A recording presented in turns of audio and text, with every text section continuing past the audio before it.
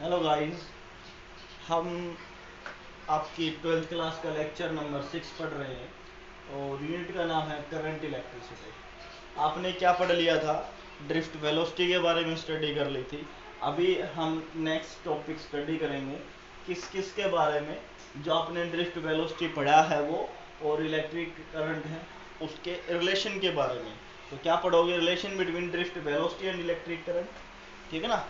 तो उसके लिए सपोज एक पोटेंशियल वी, ठीक है। पोटेंशियल क्या है? वी है, is applied across a conductor. क्या है? Potential is applied across a conductor of length L है। कोई कंडक्टर मान लिया है, उसकी लेंथ एल है and uniform cross section area A हो गया। मींस उस कंडक्टर का जो एरिया है वो ए हो गया है और इलेक्ट्रॉन मूव कर रहे हैं,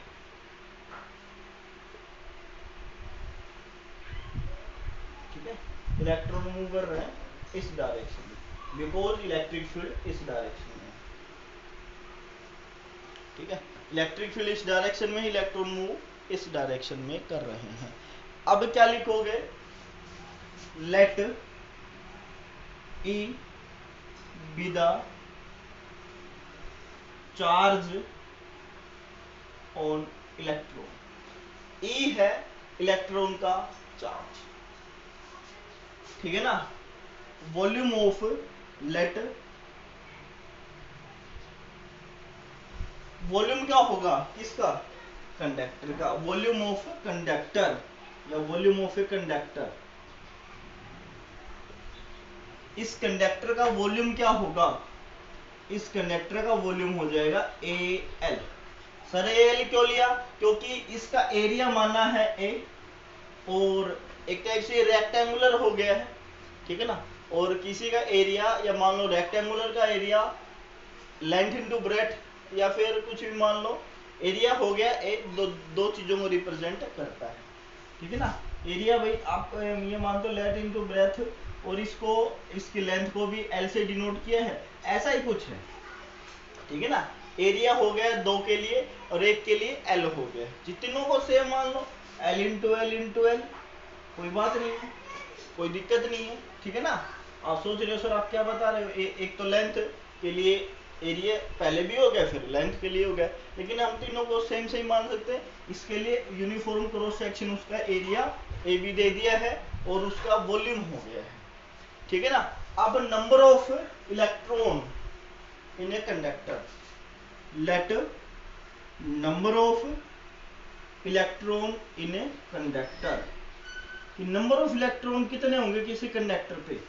भाई इलेक्ट्रॉन का चार्ज था इलेक्ट्रॉन पे ई, वॉल्यूम क्या हो गया है ए एल और नंबर ऑफ इलेक्ट्रॉन क्या होंगे एन से इस वॉल्यूम को मल्टीप्लाई करवा देंगे, ठीक है ना। एन से क्या करवा दिया? इस वॉल्यूम को मल्टीप्लाई करवा दिया। अब टोटल चार्ज क्या होगा? टोटल चार्ज ऑन इलेक्ट्रॉन क्या हो जाएगा भाई? Q N A L. क्या हो जाएगा? Q N A L. But हमने क्यू को किसके इक्वल माना है? इलेक्ट्रॉन के इक्वल माना है। तो क्या हो जाएगा? Total charge of electron N A L E, ठीक है। अब देन डिस्टेंस, डिस्टेंस या टाइम टेकन ये लिख सकते हो। Then time taken by electron travelling a distance. कितना टाइम लिया इलेक्ट्रॉन को ट्रेवलिंग करवाने, ट्रेवलिंग ए डिस्टेंस। आपको पता है कि डिस्टेंस में, टाइम में, वेलोसिटी में क्या रिलेशन होती है? वेलोसिटी क्या होती है आपके पास? Distance upon time.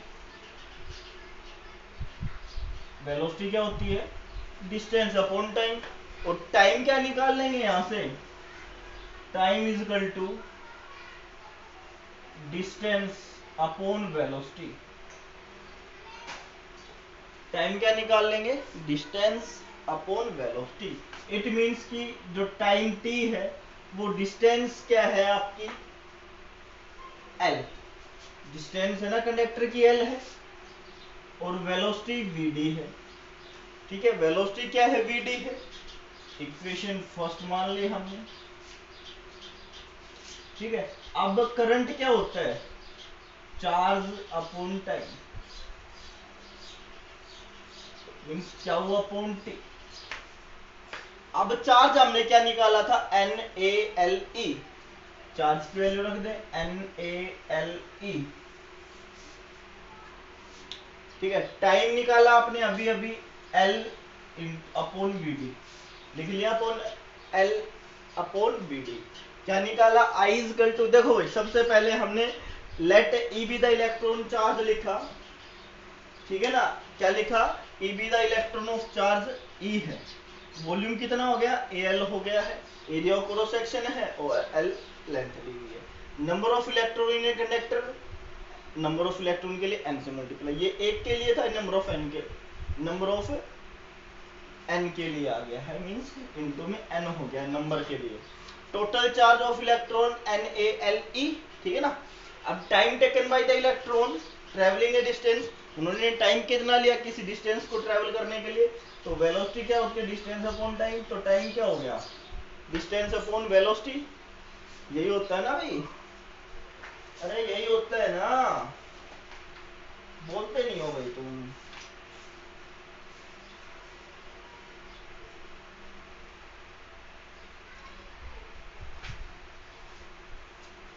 तो आप वो वहां लगा ना, डिस्प्लेसमेंट भी लगा सकते हो। ठीक है ना, डिस्प्लेसमेंट अभी क्या बना, Vd ऊपर चला जाएगा, NaEL Vd upon L, L से L cancel, I is equal to NeA Vd, NeA Vd, यही आपको फाइंड आउट करना था। ये तीनों क्या है, कांस्टेंट है। रिलेशन किस किस के बीच में है, I के बीच में और ड्रिफ्ट वेलोसिटी के बीच में। ये तीनों कांस्टेंट है तो क्या हो जाएगा, I directly proportional to Vd, NV EV और एरिया भी तीनों क्या है, कांस्टेंट है। ये आपके रिलेशन आ गई है किस किस के बीच में, I और Vd के बीच में।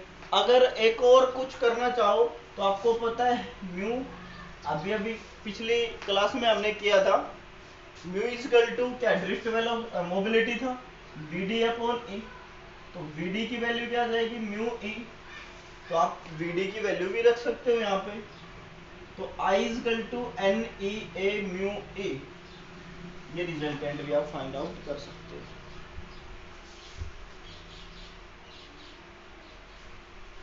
ठीक है ना, तो ये आपका एक्सप्रेशन था किस किस के बीच में, ड्रिफ्ट वेलोसिटी और इलेक्ट्रिक करंट के बीच में था आपका ये एक्सप्रेशन। ठीक है ना, ये छोटा सा एक्सप्रेशन था, काफी बार इंपॉर्टेंट है, पूछा जाता है। तो आज के लिए बस इतना ही, thank you, have a nice day.